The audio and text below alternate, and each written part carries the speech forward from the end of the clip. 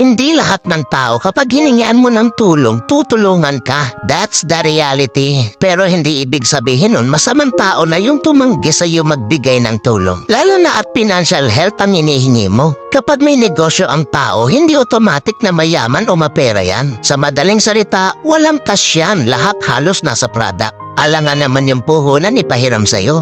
Huwag po natin i-normalize yung ganyang ugali na inoobliga yung hinihingian. Kapag may naitulong, thank you. Kung wala, move on. Walang responsibilidad ang tao sa'yo. That's a fact, not unless lahat ng tao may problema sa mundo. Hindi mo lang alam kasi nakapokus ka sa problema mo. Kaya kapag natanggihan ka, huwag magdamdam. Intindihin mo din yung taong hinihingian mo ng tulong. At the same time, bago ka humingi ng tulong, tulungan mo din ang sarili mo. Dahil di palagi may ibang tao na tutulong sa'yo.